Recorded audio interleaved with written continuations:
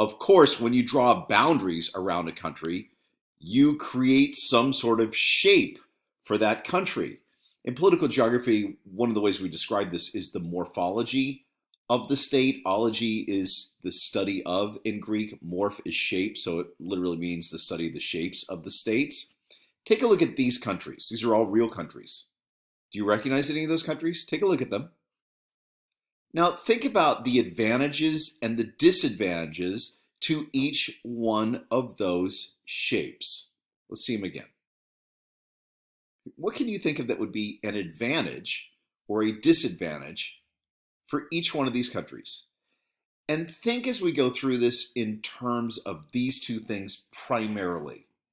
Military conflict and then communication within the country itself, okay? Think about it like that. Many countries fit into one of the following shapes or types. Not every country fits perfectly into this, but many, many countries do. Here's what they are. An elongated state. An elongated state is what it sounds like it is. A long, skinny state. What would be the disadvantage in a military conflict? It would be that you could cut off pieces of the country because the country is so thin, and then separate it and kind of divide and conquer. And with regard to communication, sure, if the most important city is in the middle or the capital city is in the middle, I guess you could radiate north and south, east and west, whichever way the state is oriented, communication. But let's say it's all the way in the north or all the way in the south or all the way in the east or all the way in the west. Then what? Then communication is probably going to become more difficult. A compact state essentially is a circle. It's the smallest amount of boundary area you can possibly have. The distance from the geometric center to the boundaries in any direction is about the same. Now, theoretically, this should be the easiest one to defend, but you're going to see the countries I'm going to come up with, and they aren't necessarily historically countries that were able to defend themselves. Fragmented state, this means there's multiple pieces to it. Like island countries are typically fragmented states. And again, just like an elongated state, it runs into the same problem. In a conflict, you could pick off pieces of the islands, and by doing that, you're separating the country out. And in terms of communication, if it's an island country, every island may not have the exact same ability to communicate with the other islands. Pro-Rup State. This is a combination, in a way, of a compact and elongated state. So you have essentially a circle, and then a piece, usually a long, skinny piece, sticks off of that. And obviously, again, in a conflict, you can cut that piece off, and of course, it might be difficult to have communications within that long, skinny piece that sticks off.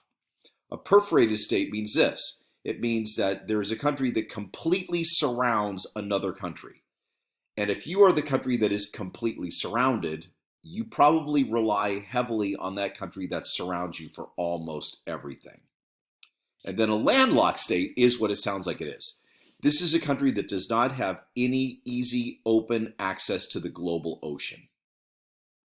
All right, so let's start with the elongated states. Chile, the most obvious one, trends about 2,000 miles directly north-south. Now, one of the things about Chile is the capital city is right in the middle. You can see right here, there's Santiago de Chile right there. So at least that, so it is in the middle, but you can see that there's not much east-west breadth to that country. And as you know, the border between Argentina and Chile is the Andes Mountains. So information as it stretches north and south might be difficult to spread out. And of course, if you're transporting things from north to south, that could be a very, very long distance. Vietnam is another elongated state. And you can see where Hanoi is at. Hanoi is the capital. It's all the way up in the north. Although the most important city in terms of economics is probably down here, which is Ho Chi Minh City, also known as Saigon. Then you can see El Salvador. It's not a big country, but basically this is an elongated state. San Salvador is more or less in the middle. And then Belize is also an elongated state. Cambodia is a great example of a compact state. Cambodia is very flat, and at the same time, it's more or less making a circle. Poland. Another country that's clearly a compact state, makes just a big circle, also very flat, and has not been able to defend itself well throughout history. Uruguay, another very circular state. So you can see there's obvious differences between elongated states and compact states. Fragmented state is a country like the Philippines. Thousands of islands, literally thousands of islands. And you can imagine north to south communication or east to west communication or communication amongst the islands can be difficult. And certainly transportation amongst the islands would be difficult. Same thing with Indonesia. Instead of trending north-south, it trends east-west. It's one of the largest countries in population in the world, but it's spread out over something like 10,000 islands. The United States, did you think I was going to say that? Fragmented state, it is.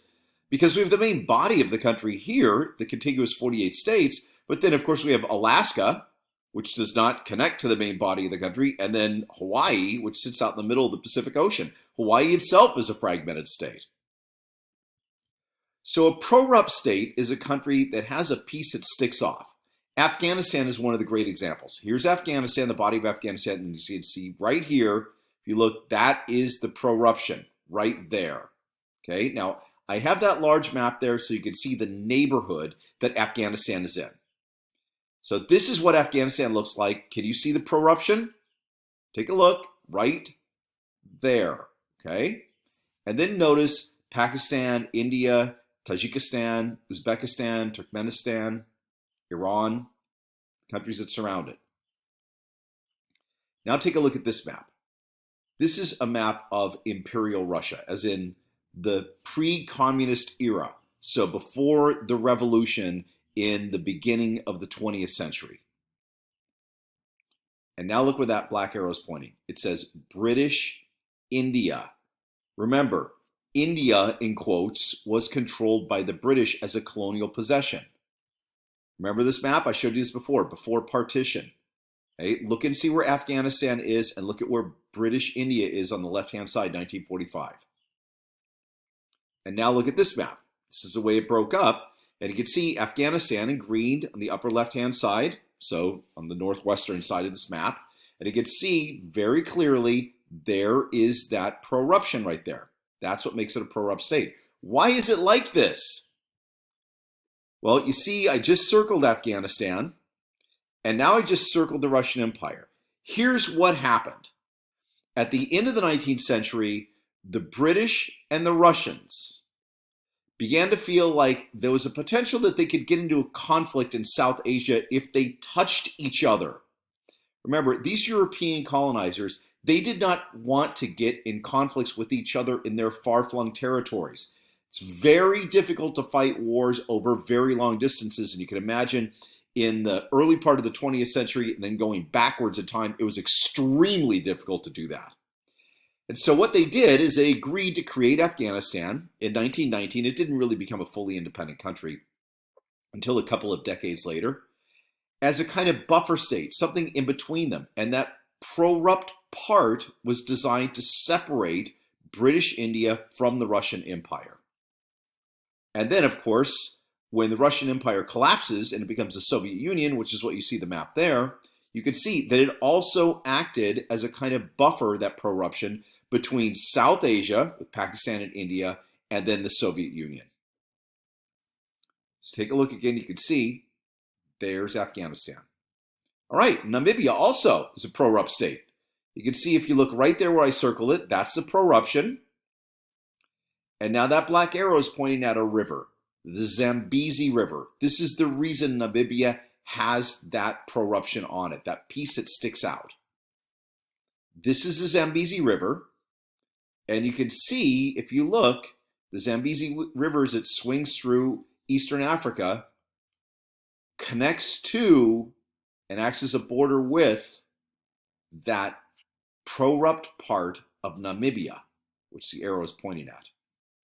So you can see, again, the arrow is pointing at that pro-Rup part. And what that does is it allows Namibia access to the Zambezi River, which goes all the way across to the eastern side of Africa. So not only water, but transportation.